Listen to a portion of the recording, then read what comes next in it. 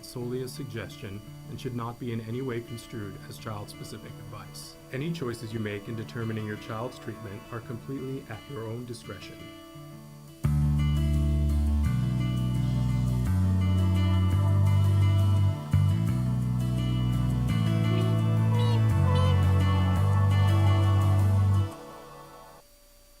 Morning and welcome to Autism Live. We're just a little bit ahead of the game this morning, and I love that. We're better to be early than late, right? That's what my mother always said.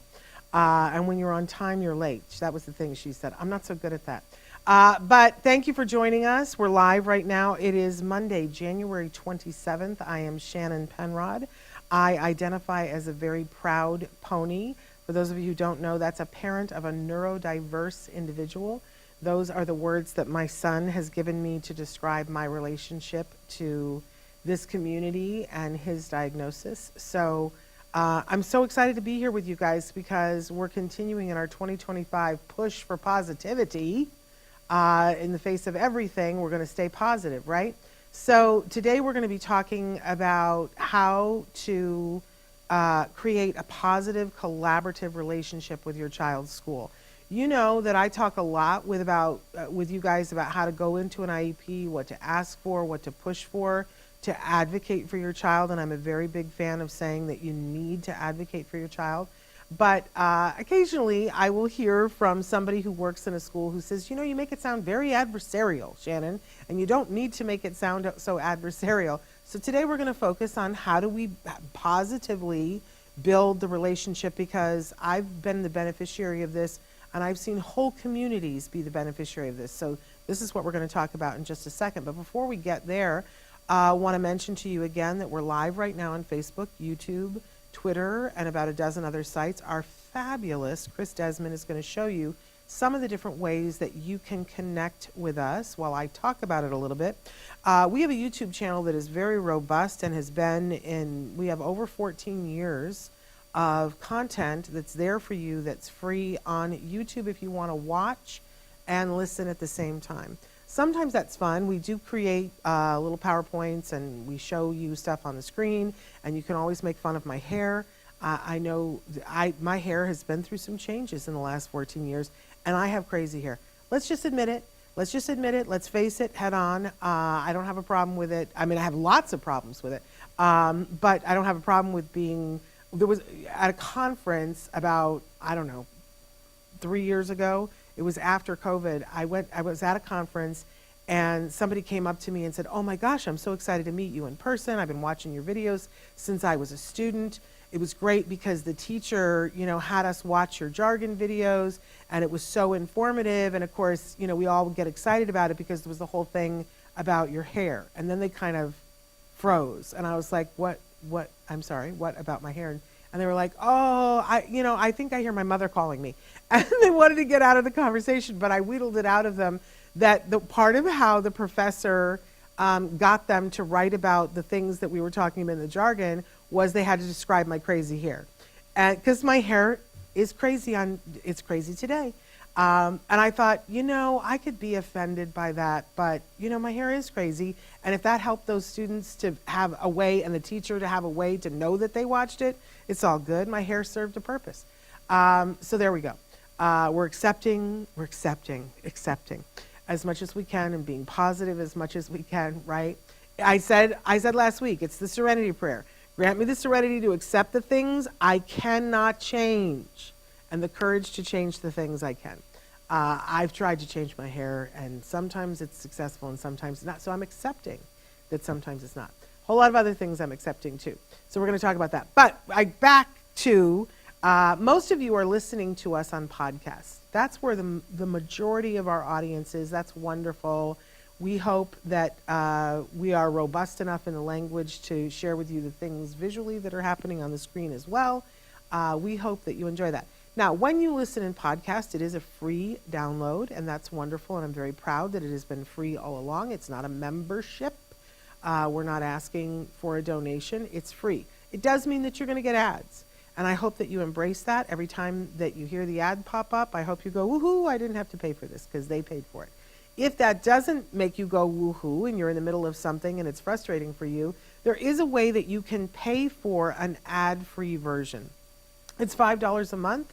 You can subscribe. You can go to glow.fm/Autism Live, $5 a month, and you get it ad-free. Not only do you get Autism Live, but you get Ask Dr. Doreen and literally everything that we do at the Autism Network. You don't even have to set a timer.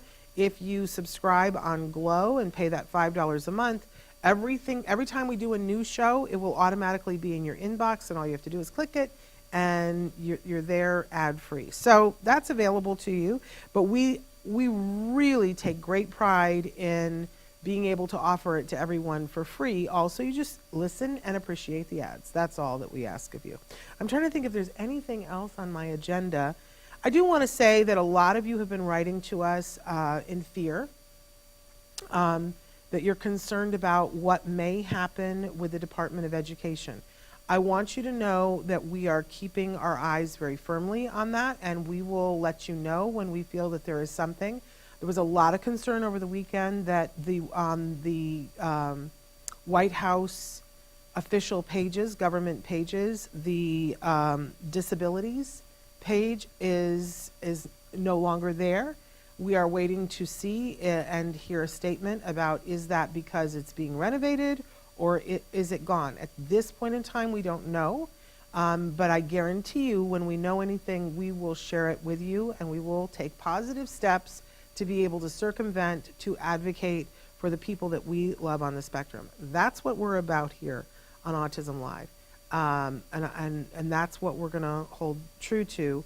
You know that we always say that everything we do with the show here is to provide information and inspiration, and that is meant for that larger autism community that starts with individuals who are themselves on the spectrum, but includes absolutely everyone who loves them, because we want to be good allies always, right? To make sure that we are fighting for the rights of individuals who are on the spectrum. So we will continue to do that, and we will continue to keep you informed when there is something to inform you about. All right? Is that a deal? It's a deal. Okay. So feel free to be writing in.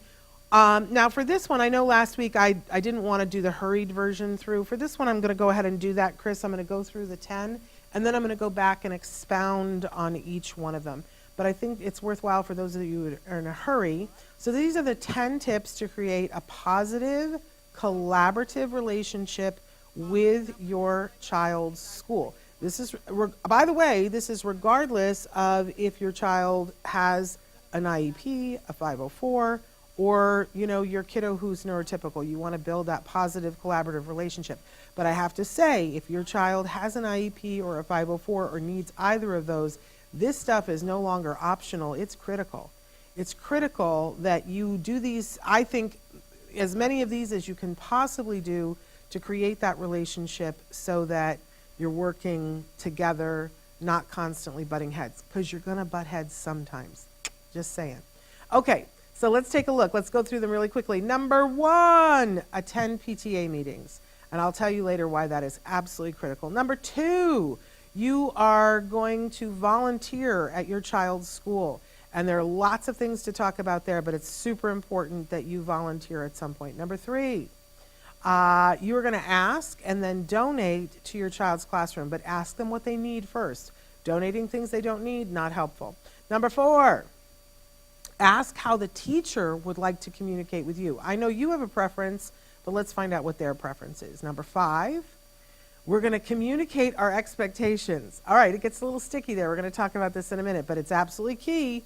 If you don't tell somebody what you need and what you expect, you're very unlikely to get it. Just saying. Number 6, we're going to offer successful strategies for the child's classroom. Now, I put a little, extra thing there when asked with a question mark, because some people are dicey. We'll talk more about this in a second. Number 7, we're going to share resources. And that may not always be when asked, but we'll talk about how and when to do this. Number 8, we're going to ask how we can best support. Never hurts to ask, right? And if they're communicating clearly, then maybe we can hit it out of the park. I don't know, maybe not. Number 9, we're going to praise anything good, just like we do with our kids, right? Somebody does something at school and it's good, we're going to double down on the praise. I'm telling you, it works like a charm. Number 10, finally, we're going to write thank you notes and recommendation letters. I have seen this move the dial more than anything else. I would love to take credit for this and say this is me, all me, but somebody suggested this, and I got to say it was one of the most effective things that I ever did to create a positive relationship with school. So we'll talk more about that. Let's go back to number 1, and let's talk about PTA meetings. Now, not all schools have a PTA meeting, but there is some sort of a parent organization at every school. If it's not, because PTA is an official organization and there's dues and all that, so it may be that at your school you don't have actual PTA, but if you do, either way, attend. Now, why? Well, even if your child is at a school that's super small, it's very hard for the staff to get to know every single kid. Think about that for just a second. That, for a teacher, let's hope that the class size is 20, but sometimes it's 45 kids. That's a lot of kids to get to know. The teacher's going to get to know them during the school year, but at what rate? And then, you have all the additional staff, the vice principal, the principal, the ladies that work behind the counter, right? It's really a lot for them to get to know the entire student body. And it's going to be critical for you that people know who your child is and that they associate your child with good things. Because occasionally you're going to come in and you're going to push them a little bit. And you're going to ask them for things, right? So you want as much good, like think of it like stink. You want as much good stink on your child as you possibly can. When you attend the PTA meeting, first of all, it'll tell you a lot about the school. If you go into the PTA meeting and they've got this many chairs set up for parents, then, that's pretty exciting. And if that many chairs get filled, we're showing a picture for those of you listening in podcasts of empty chairs. If that many chairs get filled, that's pretty exciting too. It means that there is a robust set of parents that are very, very involved. That's great because it means that there's going to be more programs and more things that are happening for those kiddos. I'll tell you something, because I worked in the public school system. You get a certain amount of money and you spend it the way that you have to spend it and you do the absolute best you can. But it's supercharged when you have families in the community who are participating as well. It really is amazing how much more can get done when you have a group of parent volunteers. So you want to be a part of that. You want to I would sit in the front row and be seen. Because if nothing else, if you do nothing for the PTA all year long, which I'm not going to advocate that you do, but if you do absolutely nothing but just go to the PTA meeting, people will notice. People will notice. They'll make a point of saying, and who are you? And who is your child? And if you're there every time, it will be noticed and it will put positive stink on your child. It absolutely will. It's just an equation that works every single time. Now, I would say to you, it's very hard to sit there. I don't know, maybe you're different than I am, but it's very hard to sit there and not get involved in something because you're going to have an opinion on something. And it could be as simple as, what snack to give kids while they're doing field day. But you're going to find that you have an opinion about something. And then when you speak up, it is very likely that they will ask you to be on a committee or run a committee. There's where it gets a little bit dicey. I want to encourage you, don't take on more than you can handle. And be honest about it. These are other parents who have kids and, they're figuring it out too. And you can say, have no compunction about saying, I don't know that I have the time to run the committee, but I will happily be on the committee and I will do as much as I possibly can. They appreciate that. Every single committee needs to have worker bees that are busy going and doing things, or people who just show up on the day of and can work the table. There is need. So just know that that's a likely possibility. I have been at the PTA meetings where they're like, who has the time to do this? And everybody sits there and looks at their shoes and they're like, oh, please don't let it be me. Please, I don't want to. And I would say to you that the one thing that I found worked for me was to be proactive about it and decide what I wanted to do beforehand, which leads to number 2. I do think it's absolutely critical that you volunteer for your child's school. Now, the PTA is going to have things that they want you to volunteer for, but I think it's important that you attempt to volunteer in your child's classroom. Now, in the beginning, they don't usually put you in your child's classroom. If you say that you want to volunteer, I'm going to tell you my experience, but I've heard this from a lot of other parents. I said, oh, I'd like to volunteer in the classroom, and they said, fabulous, we're going to send you to the copy room, and you'll make copies for the teacher. Now, I'm not in the classroom. I'm in the copy room. I learned so much in the copy room. I learned so very much in the copy room. You copy and you do a good job and you keep your ears open, and eventually they trust you enough. You show up when you're supposed to show up. You do what you're supposed to do. Obviously, this has to work with everything else that you have going on in your life, right? But then eventually they will ask you to volunteer in the classroom. And I'll tell you, it's not easy. Sometimes volunteering in the classroom, and I think a good teacher sort of gauges like what your skill level is and puts you with something. But I know I got thrown into the deep end so many times where I was like, I don't know how to do this. And then you kind of have to figure it out. Do communicate with them and say, I'm not sure I know what to do. They'll help you to figure it out. Don't be afraid. But if you are in that classroom, first of all, the teacher's going to be on your side. Listen, I was a teacher for a lot of years, and a lot of people have a negative viewpoint about teachers, but teachers often have a little bit of a prejudice about parents who just drop their kids off. Look, school is a place where you're supposed to be able to drop your kid off, but the vast majority of the parents drop their kids off, and that's it for them. The kids go, and we're lucky if they come back and pick them up on time. There's always kids that have not been picked up on time. The teachers notice that. They absolutely notice that. And more than that, they notice the parents who are outside of that are always there to pick up their kid on time. Look, the morning thing is extra hard, and you can't always do that, but be there to pick up your kid on time. They also notice when a parent is present at the PTA. They notice when a parent is there at assemblies to see their kid.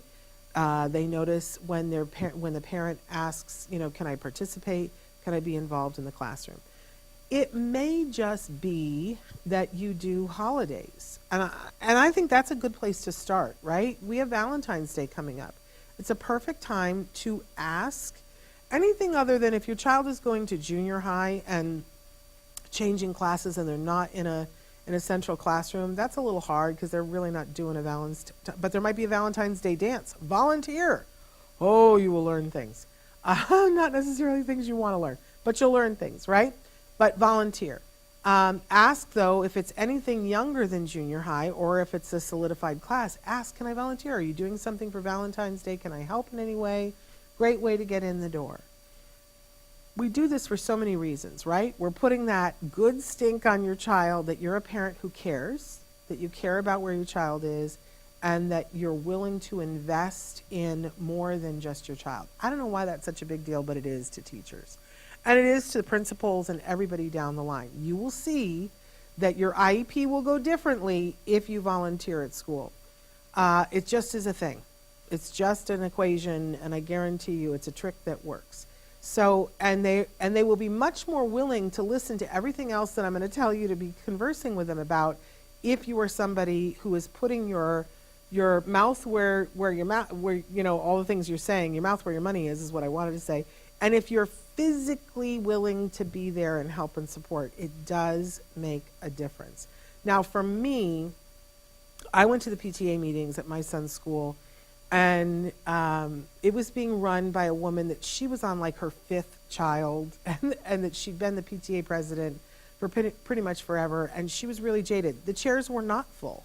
There weren't a lot of people who were there, and I came to the first meeting and wanted to help, but I saw that there was a little bit of an edge on it that they were like, well, parents just don't volunteer here. And I could see that if I did volunteer, they were going to put me in charge of stuff that I wasn't going to be good at, and I wasn't going to be as beneficial at. So I went up and said, hi, I'd like to volunteer. And I'd done a little bit of research, and I said, I have a master's degree in theater, and I'm a former teacher. So, is there a school play? whatever. And what I found out was that years before, they had done a show called Women in History during Women History Month, and that they always did it with the fourth graders. Now, my son was in kindergarten when I asked them about this. And the woman was like, well, you're not going to want to do that. It's a lot. It's a big thing. And I said, no, I got it. And then for years, I mean, my son had already graduated from the school for like 2 or 3 years. I continued to do the production, and I would direct. I would go in the afternoon. I would cast the show, direct them, be there for the performances. And one year, my son was in it when he was in fourth grade, but I did it for years before he was in fourth grade, and I did it years after he was in fourth grade. Now, it was fun for me. It was in my wheelhouse, so I didn't have to go learn something. It was great to connect with the teachers, with the kiddos, with the families. And I did it so that I could know what was going on in my son's school. The dividends, I remember the first day that I took my son to junior high, and I was terrified to leave him there. And one of the kiddos who, and his junior high was just a 2-year program. But so his first day, it was like, you're either the new person or you're the senior graduating at the school. Very odd dynamic, right? But there he was the newbie, and one of the students who had been in my shows with Women in History and played a big role, I remember his name was Adolphus. And Adolphus was walking by, it was as I was dropping my son off, and Adolphus stopped and shook Jem's hand, and he was like, you're going to do great here. And he said to me, don't worry, Mrs. P, I got him, right? And there were a bunch of people who knew my son because I had directed them in the play, and they did have him, and he had a very successful time at junior high. I never expected that to be the dividend, but it sure was. Plus, it was just an amazing experience for me to have that with all those kids. I still run into some of them in the grocery store, and kids remember when you invest in them and do something positive. So volunteer at your child's school. If you have a particular thing that you do, let's say you play the piano, volunteer to play the piano at the concerts with the music teacher. You don't have to run the bake sale.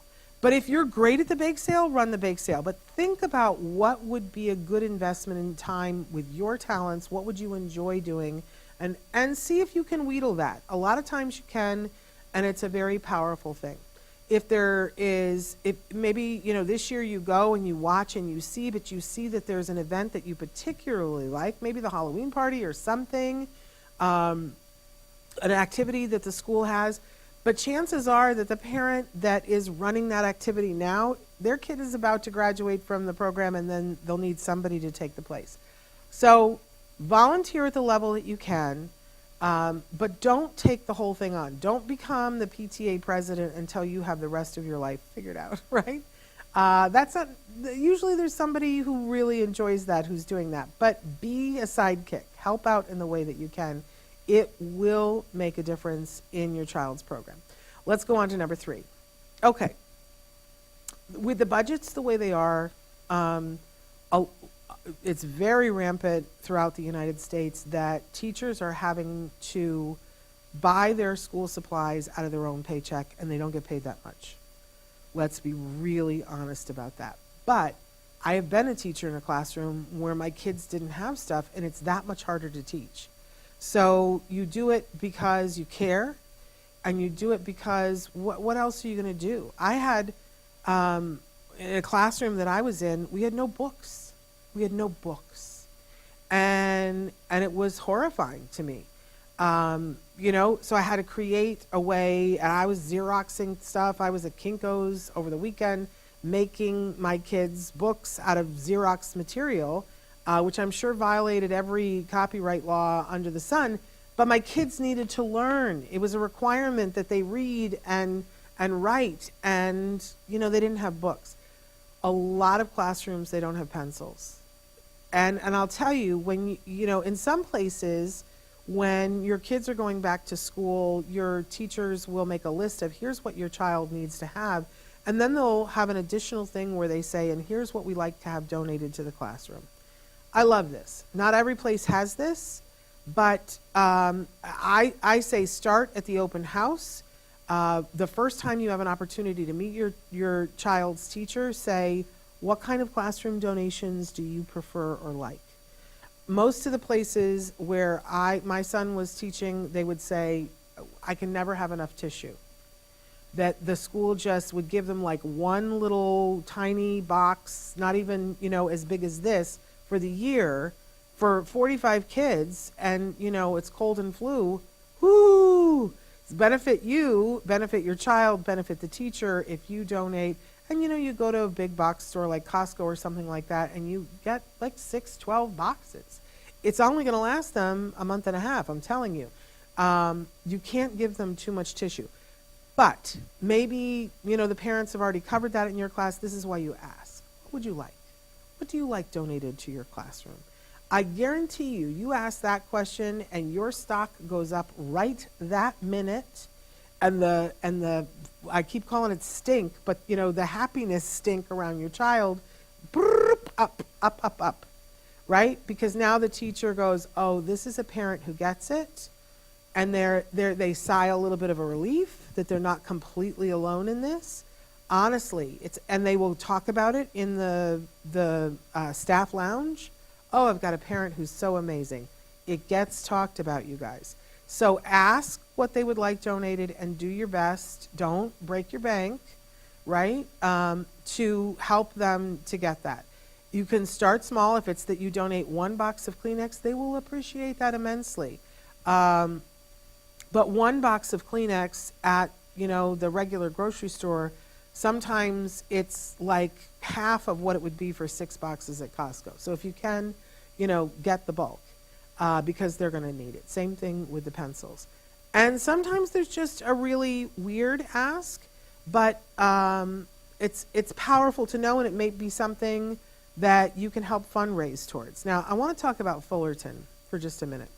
Because Fullerton is this amazing place in California. If you need to move to California or retire to California, I highly recommend Fullerton.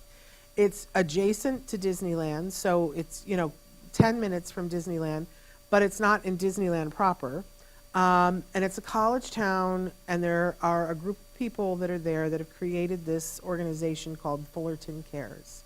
Now, this was started by a dad who had a young child who had not yet had a diagnosis. And he was opening a restaurant, and he joined the Chamber of Commerce and said, I want to do something more. And so they created Fullerton Cares. And then shortly after that, his son was diagnosed with autism. But he and the group of people that he started Fullerton Cares with, it has grown so much, and they do all kinds of things. Now, there's so many things that are remarkable about Fullerton and Fullerton Cares. But above all is the relationship between the parents and the schools amazing. I have said to them, you need to do an instruction manual for everyone around the country to do this, because they don't have fights at their IEPs. They don't have huge, big discrepancies. They don't have parents who are losing their hair over, am I going to get the classroom that I need, and are they going to listen to the goals that I think are appropriate? They don't have any of that happening there, because the parents get together in Fullerton Cares and they say to the schools, what do you guys need? What do you need to be successful? And sometimes the teacher will say something like, what I really need is a digital camera. We're working on a project this year, and what I need is a digital camera. Well, Fullerton Cares does things throughout the year that are fundraisers, and they take that money and they donate it. And so all of the teachers have wish lists, and the wish lists get met. There's no teacher in Fullerton that's having to pay for pencils or Kleenex. Doesn't happen. So that stress is off the table, and they all know that's coming from a group of parents who have special needs kids. So when they sit down to an IEP, it's people meeting to talk about what's best for an individual. And all the other BS is taken care of. So maybe you can't right now, today, do what Fullerton has done, but you can do it in a microcosm. Ask your teacher, what do you need? And try to donate that. If it's something big, pair with other people, right? Who knows? Maybe in the end, you make something that's like Fullerton Cares. By the way, they have businesses that are involved, like, there are dentists and there's bankers, and the whole community gets behind Fullerton Cares. They have events. I'm hoping this year again, they haven't for the last couple of years because of COVID. They have a Mardi Gras for autism. And we used to go to it every year. It's a great, great event if you're in California. I don't know. I have to reach out to them and see if they're doing it this year. I know last year they were sort of on the fence, and then they decided to wait one more year. I hope they're doing it this year. And it's a big fundraiser. They have games and things, and everybody in the community comes out. It's not just the special needs community. And the kids play, and they buy tickets, and all of that money goes to Fullerton Cares to help support the schools. It's a brilliant, brilliant thing to do. You can do it on your own in a very small way, and then see if it flourishes into something big. Okay, number 4.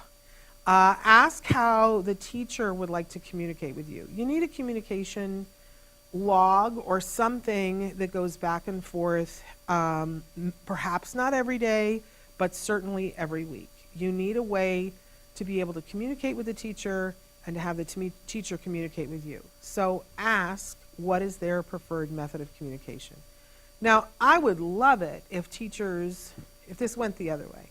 If teachers always would say to you, as a parent, how would you like for me to communicate with you? But consider this, how many kids are in the classroom? And if there's 20 of them, that's a whole lot of people to communicate with on a regular basis. And if they all have a different method of communication, it's going to get a little complicated. And how much time do we want the teacher to spend on preparing and teaching our children, and how much time do we want for them to spend on communicating with us? It's important that they communicate with us, but I don't want it to be half of their time. This is why we ask them. How would you prefer to communicate? Now, we live in the age of communication, right?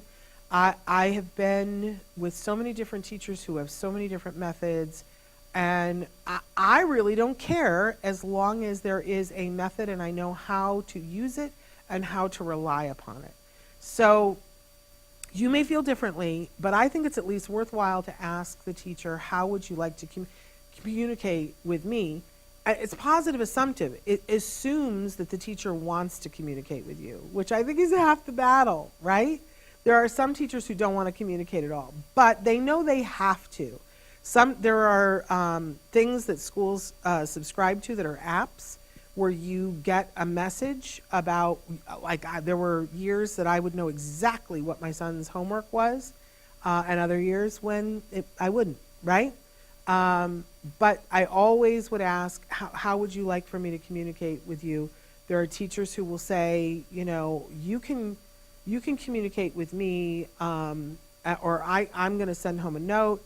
But everybody has an opinion. Ask what it is, because if you're doing it their way, you're much more likely to get more communication. And that's my whole reason for that. And you need to know what's going on in the classroom, which is also why you volunteer, because then you get eyes on. But critical to know and to build that trust with the teacher that you want to hear what's going on in the classroom. Not everybody does, so make sure that your teacher does know that you want to. All right, number 5. We are going to communicate our expectations. Now, this one's a little bit dicey, and it isn't necessarily something that you want to beat your teacher over the head with on the first day. But I think it's reasonable if you have a child going into a classroom who has an IEP or a 504 plan, that you have some sort of a meeting in the fall to get to know the whole team. And if they don't feel that that's reasonable, for me, that's a warning sign, right? But I think when you go to that meeting, you need to bring treats. You can ask, what are the big to-do? I know here in Los Angeles, everybody's gaga over Portos. Well, it's a lot of gluten, so I don't know from it. But, I see you bring Portos and people go, oh, they brought Portos, right? You got to stand in line for a while. It's not even expensive, but everybody's all about the Portos. And coffee. Or there was one school that my son was at that they were all about tea. So, I would bring an assortment of teas for them to be able to enjoy. Bring a treat. They will act all funny about it, because they're not allowed to enjoy whatever you brought during the meeting.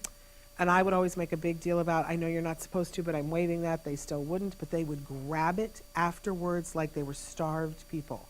and they appreciated it, right? But I would also, at those meetings, communicate my expectations. Sometimes that was a list of things that were important to me as a parent. For instance, I would say things like, I want you to know that my expectation is that my son will do absolutely all of his homework. And my hope is that he will get that turned in on time for full credit. But I will oversee that part of it, and that is critical and important to me. Anything you assign that goes home, I'm in charge of, and I will do if I know what it is, I will do my level best to make sure that that is done and on time. But once he gets to you, I am not physically there for him to turn it into you for you to get it. So if you don't get it, I need to know. And I don't need to know 5 weeks from now. I need to know today. Because you have a policy that says you'll accept late work, but every day after it loses points. But if I don't know, then he's not going to get any points. And there were times when in his IEP it was written in that late things were waived, then he got more time, and eventually that was completely gone. But I said, don't expect me to be a mind reader. I need to know if something doesn't get turned in. Now, this is not how every teacher runs things, because sometimes teachers take paperwork and they don't get around to grading it or checking it off for a month. Oh my gosh, those teachers drive me crazy. Because then it's too late. But to that teacher, I would say, that's fine if that's how you do things, but when you discover a month from now that he didn't turn in, then that's when the clock starts ticking. The minute you tell me that the work is missing is when the late clock starts, and it doesn't start a second before that. I let them know my expectation was he is going to do all of the work, and I want him to get credit for it. Just let me know. That's just one of many different things, and I would be very clear. Because there are some parents who are like, well, that's homework, and that's silly, and it's of no use. For me, that was a line in the sand. Now, sometimes it was silly homework, but it didn't matter. The teacher assigned it, we're going to do it, right? There were many things that were like that I would very clearly communicate what it was that we were trying to do. I would tell them he's going to college. I told them he's going to apply to a lot of schools, including Harvard. So we're not here to get our ticket stamped. He's here to learn what you have to teach. We're going to do it all. And we expect good grades, because there are parents, and listen, I have no problem with this. There are parents who are like, a C is fine. I was not that parent. I was like, we're going to college, and we want a good grade point average. So communicate what your expectations are, all right? Number 6. Yeah, we are going to offer successful strategies for our children, and then in parentheses, when asked. I think this is a dicey one too, but if you're getting a note home ever that says, we had a problem today at school, your child did this, I think there's a whole set of things that I, as a parent, want to do. Like the first thing I want to do is say, well, what happened before? And then I try to sit and be still and listen, because you learn a lot about what they know and what they don't know. And a lot of times they don't know what happened before. That's not a good sign. But it's not always possible to know, to be fair. But if they do know, that's a good sign. But then I don't want to just let it go. I want to say to them, okay, so what, this is what happened before. I want to know what the consequence is. And then I want to say to them, so what do you think the strategy is? What are you thinking about doing so that we don't see this again? And it's very interesting because it's the rare teacher who's got any kind of behavioral training, which is scary, right? And I don't want to flog them, and especially until they realize that I know a little bit about what I'm talking about. I don't want to come off like I think I'm an expert on anything, right? So I want to ask their opinion. What do you think? And then I listen to that. I actively listen to that. Because sometimes it's good. Sometimes it's crap, right? But then I will say something to them like, my son's doing ABA with a really good company, and we have seen this behavior at home, and here's what they've told me to do. I don't know if that's possible for you. I don't know if you're interested in that. Would you like to know what it is what works at home? Or sometimes I would say, we're working with a really good expert, and we see that, at the center, this behavior has stopped. Would you at all be interested in having a conversation with his BCBA at his ABA to talk with them about what works?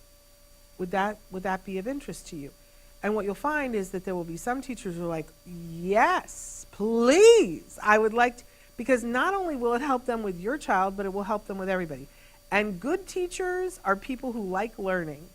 Now, some of them are afraid of learning something because what is it going to cost them? Is the school going to be mad at them? I don't love these teachers, but we got to work with them some of the time. So if you're saying, hey, can I tell you what worked at home? And they're like, no, because it's totally different at school. Then you got to slow your roll a little bit. But that's when I would ask for an emergency IEP meeting. And then at that meeting, I would same thing. I would say, I would like to hear from the team. What do you think the strategy is going to be going forward? And if you think that their strategy is feasible, run it by your BCBA and let them try it. But ask for a check-in in 2 weeks. Is that working? And if it's not, then say, would you be interested in knowing what we do at home for this? Would you be interested in knowing what they do at the center for it? Would you be interested in talking to our autism expert about this behavior and having them come in and consult? I'm losing my microphone. They can only say no. And, you can ask more than one time. But if they get desperate enough, it is their job that they are supposed to find strategies that work. And if they've tried 2 or 3 that haven't, they will be more likely to listen. But it is, you kind of have to gauge it. Okay, number 7, because we're running out of time here. Share resources. So my son, when he was in high school, he went, I don't even remember what the class was, but he went to take this class, and always before, we had it written into his IEP that he could take notes on a computer. And that anything, including a worksheet, if they gave him a worksheet, he could take, and let's say, it's question number 1, he could type it on the computer, put 1, and just put the corresponding answer. It made it hard for the teacher, but they got over it. Because his handwriting wasn't great, and it took him so much longer to handwrite, he was missing things. So we get into this one class, and she's like, yeah, I'm not doing that. Now, I know what the rules are, and it's written into his IEP, and I know that I can force her and say, too bad, so sad, get over yourself. But rather than do that, I said to her, I'm sure that there's a reason why you're stipulating that he has to take all of his notes in handwriting. And she knew that it was in his IEP, and she goes, well, I've got this great study that shows that when you handwrite things, it goes into your brain in a different way, it processes differently and whatever. Great study, by the way, and I loved reading and it was wonderful. And I said, this is fantastic. Can I share another study with you? And I sent this article over to her about handwriting with autism and the realities of that for a person with autism, processing to going to the hand, and that they lift up their pencil and it takes them twice as long, and that at the end they get half the notes taken of other kiddos. So I said, I just want you to know why I'm taking the stance that I am. Now, she was a good teacher. She read that and she said, oh my God, I had no idea. I don't know what to do now. And I said, I think it would be great if we could make a compromise. And she said, what are you thinking of? We're collaborating now. And I said, I don't have a problem with him writing the notes. I just don't want him to be penalized when he goes to study that he doesn't have all the notes of everybody else. You have all the notes written down, because I'd already seen her planner, and I said, I would be willing to have him have to handwrite everything in class if he can have your notes to study. And she said, that's a great idea. And she gave him all of her notes, but she graded him on he had to be making the effort in class to take the notes. Now, two things were accomplished here. He got more practice writing, which was good for him, right? I wanted him to be writing, but I didn't want him to be penalized when it came to studying, so he wasn't. And we both, because we shared resources, we were able to meet in the middle and have something really powerful. He got straight A's in that class. It was fabulous. And the teacher and I learned about how to collaborate. Now, you have resources that you know and that you can share. It's really critical that you don't overshare, right? And if they share with you, make sure that you read what they send to you. But don't withhold resources either. Share them when appropriate, and good things will happen. Hey, Eric, I'm so glad. And Eric says, oh, you should come to my IEP meeting. I need you for backup. It's so bad we're moving districts. They put more emphasis on sports than kids. I live in Oklahoma. Oh, Eric, I'm so sorry. And I know it's funny because I was talking about this with somebody the other day. When my son was in second grade, I started to panic and not be able to sleep at night because I was like, where's he going to go to high school? And everybody was like, he's in second grade. Why are you stressing about that? And it was very clear to me. I was like, I got to have a plan. That's the kind of person I am. I got to have a plan. So rather than just keep not sleeping, I started looking around, and one of the things that was on my list was I was looking for a high school that wasn't sports driven, that didn't have a football team, that wasn't going to be all about that. I had taught at a school that had a football team, and I've talked about this before. I was pregnant at the time with Jem, and I was out in the courtyard walking from the main building out to my classroom, and all the kids are supposed to be in class during this time. It's my free period. But there was a student, and he was a large student. Later on, I found out on the football team, there was a girl who was walking by, and he was walking past her, and for no reason, no words were spoken. I was close to both of them. He just leaned over and punched her in the hip so hard that it took her off the path, and she couldn't walk for a minute. And I was so stunned. I've never seen somebody just do something just that mean, right? And she was terrified, and I kind of lost myself for a minute. I was 5 months pregnant, but I was a teacher, and I went, hey, and I walked up to him and I said, what on earth? Why would you do that? Come with me to the principal office. And he got up in my face and he said, do you know who I am? He goes, I don't know who you are, but you don't know who you're talking to, and I'm not going anywhere with you. And he started swear words and stuff, and I was nose to nose, not quite belly to belly, because I was 5 months pregnant at that point. And the security guard, who knew me really well at this school, came running. Somebody said, Mrs. P's on the courtyard with this student, help. And he came running and physically got between us and, separated it, because we were, nose to nose. And I, filled out a whole report, and, he threw a fit in the principal's office. A police car had to come and take him away because he was threatening me and everybody else. And they took him away. And then it wasn't the principal, it was the associate dean, sat me down and said, what are you thinking? You're a pregnant woman, and this is not a kid that you mess with, and da-da-da-da-da, whatever. And I expected him to be expelled. He was on the football team, and he played in the football game the next day. And when I complained about it, they said, you don't understand this school and football, and and we'll work with him, but you can't take him away from the football team, and you can't take football away from him. And I was like, which has led him to believe that you can just punch a girl and get away with it. And that, for me, solidified, I don't want to be at a school where sports are the thing, because it's tied to funding. And I didn't want to be a part of that, and I didn't want my son to be a part of that, and I didn't want him to be bullied by, and not all football teams are that way, and not all high schools are that way. I don't want to be a part of it. So I started looking, and I found the school. I found the school that he went to for high school, which was a college prep high school, and they didn't have a single sports team. They did sports activities, during their PE time, but they had a robotics team. That was the team, and they competed for the robotics team, which is a different level. And the robotics team had like 5 different divisions that you could be marketing, whatever. And you're in 3rd grade, I encourage you, start looking now. The schools are out there. And it wasn't easy to get my son into that school, but we got it to work. Yeah, Eric says that's awful, and I believe it. It happens way too often here. Unfortunately, all schools have sports here. We're so worried.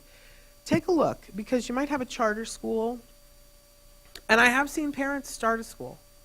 That's a little bit more than what you really want to do, but I have seen parents do that.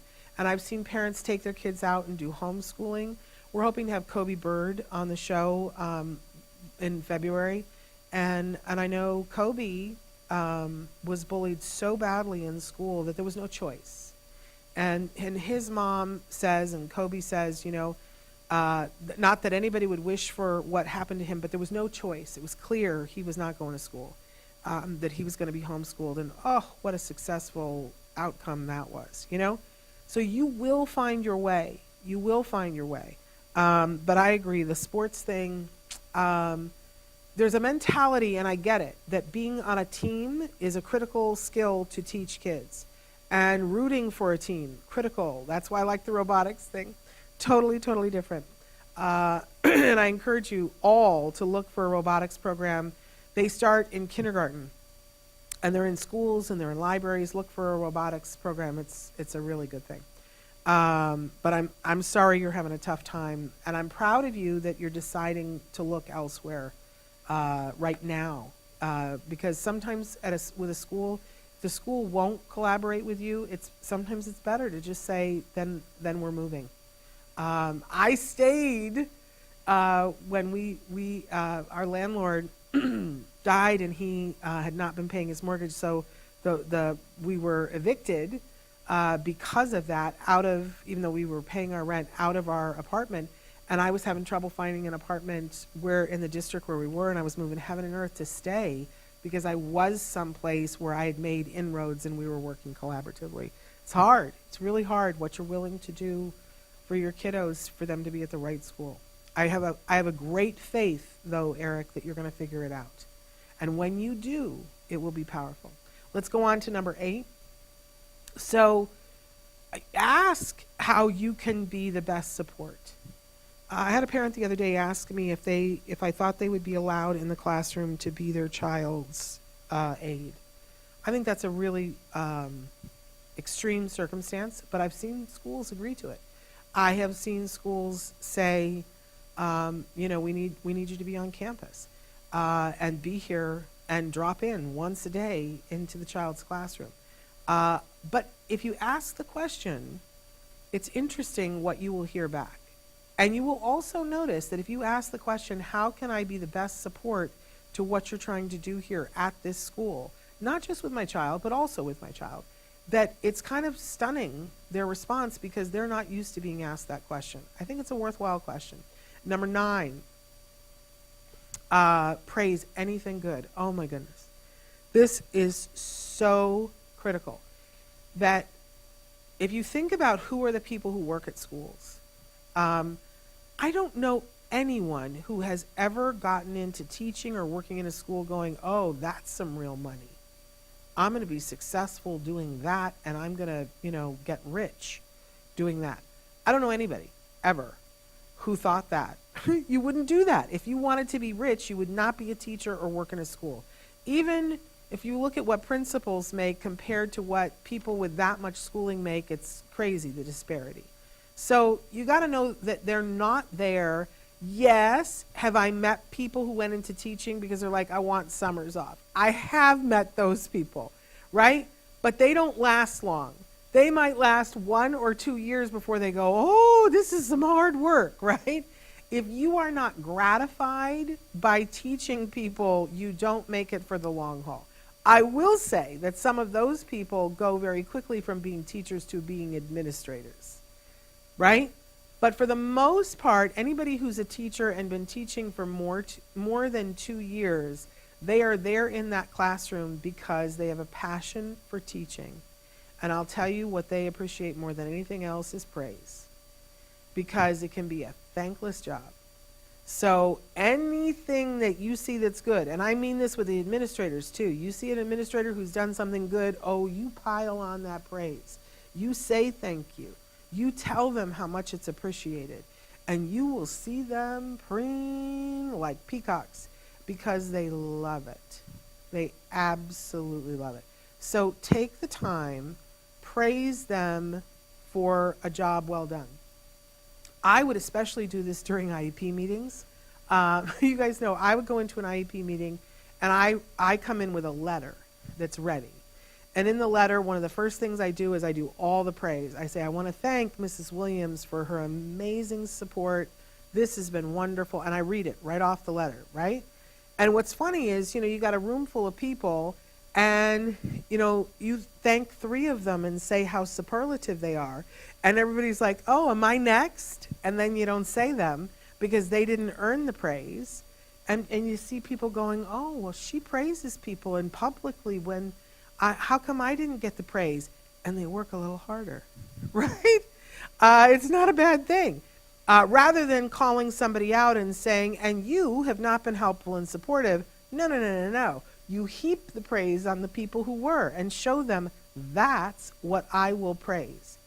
It is amazing how things work when you praise anything that's good. So I encourage you to do that. And that leads us to number 10, and this is my stealth bomb.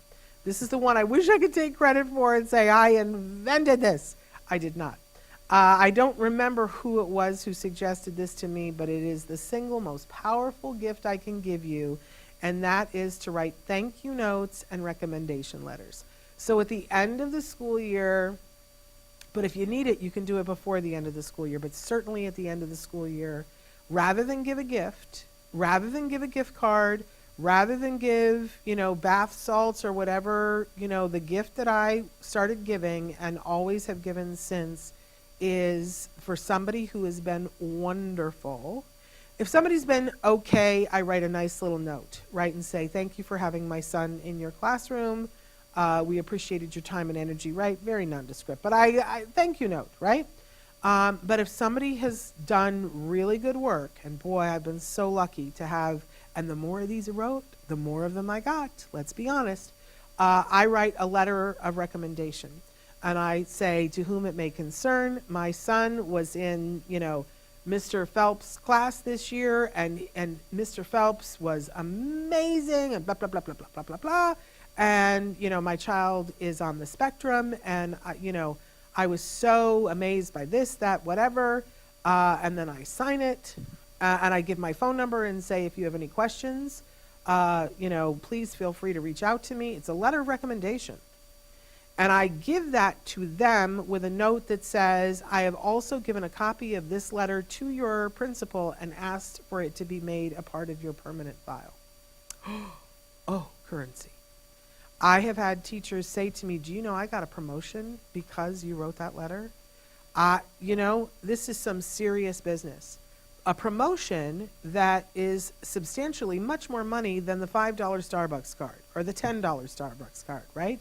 This is literal currency that helps them in their career to do the things that they want to do, and it's a thank you. And it's calling them out and saying, you're absolutely amazing. My son's 9th grade English teacher, and I wish I could remember what his name is because I would say it right now, but I'm having one of those moments. But he changed my son's life. My son went into his class, and we knew my son had done a little bit of poetry in 6th grade, and he'd done some more writing in 7th and 8th grade, but we were like, we don't know what that is, that he could suddenly write a little bit. But we went to the open house, and this teacher, he was a playwright, and he said, here's the thing.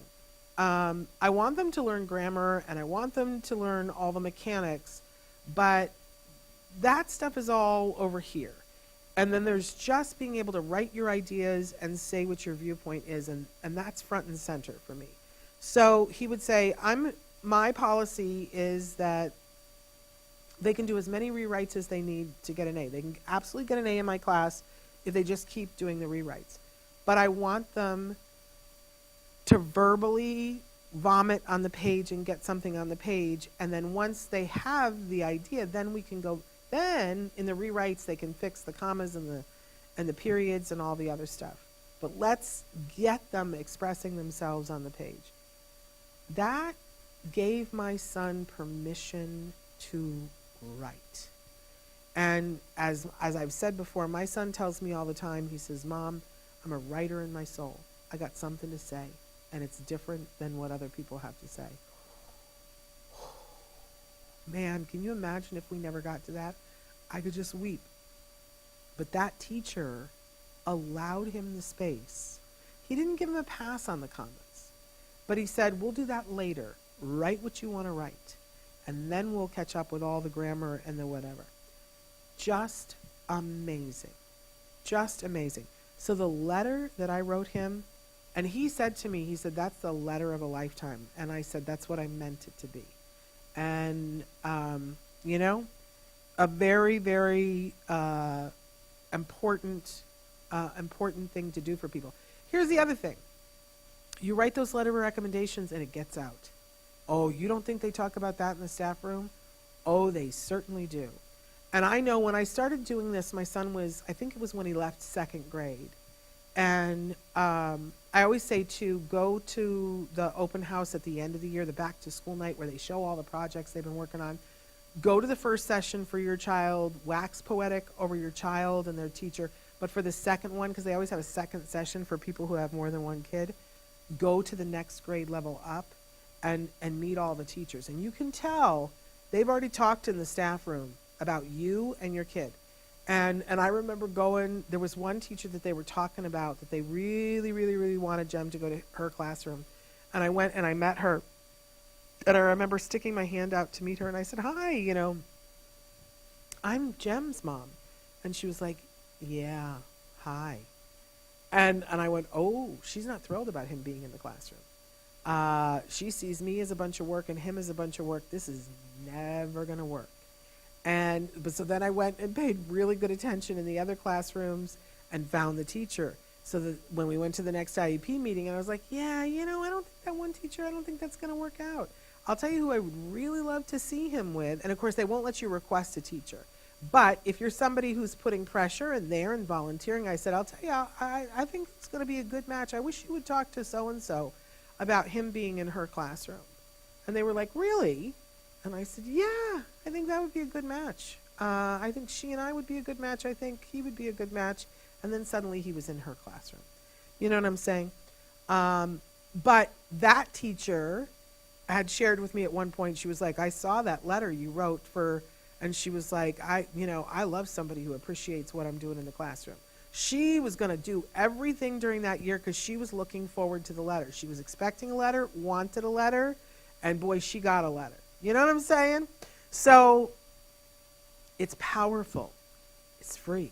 Took a little time to sit and write a letter, but it's powerful. They talk about it. And the good teachers get in line and go, oh, I want to be a part of that. I like working for somebody who appreciates me, and I know I'm a good teacher.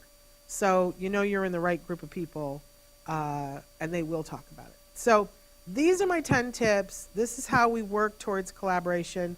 I always say, you know, think, what would Fullerton Cares do? Do that, because they have a great relationship with their teachers and with their school. Powerful, powerful stuff. I didn't put on the list, but the other thing that if I was going to do a number 11, it would be to know what golden time is at your school. Does everybody know what golden time is? Schools are federally funded. Right now, today, we'll see what happens. But right now they're federally funded, and it means that there is a time of day, and it's different for different schools. At my son's school, it was 10:30. If my child was in a chair in his school at 10:30, it doesn't matter if we pulled up at 10:28 and he ran and he got in the chair. If he was in his chair at 10:30, they got funding for him for the day. Woohoo! The school gets money to educate him, which they put into a fund and they are paying their bills with, right? If my son was not there at 10:30, let's say I brought him at 9 o'clock, but I pulled him out at 10:15 and he's not in the chair, they don't get any money for the day. What's worse, if I bring him at 11:30 or at 10:32, we're 2 minutes late, and they educate him all day long, they don't get paid for that. They get no money for him for the day. That's horrible. It's part of why schools are like, your child needs to be here. They don't hit you over the head with the golden time thing, right? Because then it makes it all about the money thing. But for us, for our community, we're going to have to pull our kids out from time to time for different things. Know what golden time is. Try to work with it. Sometimes you can't, right? But if it's possible that you can make the dentist appointments for 2 o'clock and not at 10:15, do it. Do it. Nobody expects your child to get educated for absolutely free and get no credit, right, from, that allows them to have funding. So know what golden time is, be respectful of it, and you will find that things go easier. Well, that's all the time we have for today.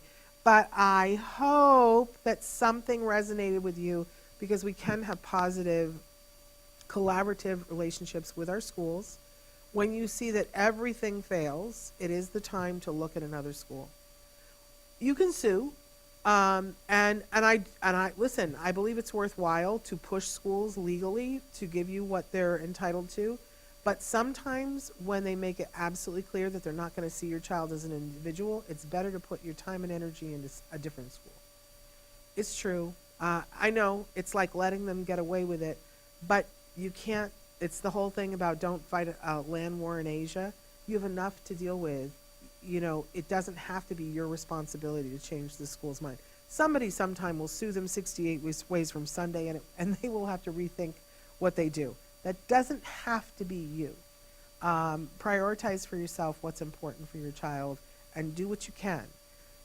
Accept the things you cannot change and have the courage to change the things you can and the wisdom to know the difference, right? So that's our focus. Hey, on Wednesday, I have to be honest with you, tomorrow we don't have Dr. Doreen. So we're back on Wednesday with the amazing Dr. Thea Pham. She is a neuroscientist, very knowledgeable about the brain and about the way that the brain works, both in the typical brain and in the neurodivergent brain. And she's got some critical, important information for us about how our kids learn, because their brain actually is different from ours. And so if you've ever wondered, like, what is the difference and what does this mean and how can we really utilize this information to help our child learn as much as possible, Wednesday is the day. Dr. Thea Pham will be with us, and she's powerful. So I can't wait to share her message with us. So that will be on Wednesday, my friends. Until then, give your kiddos a hug from me and one for you too. Bye-bye for now.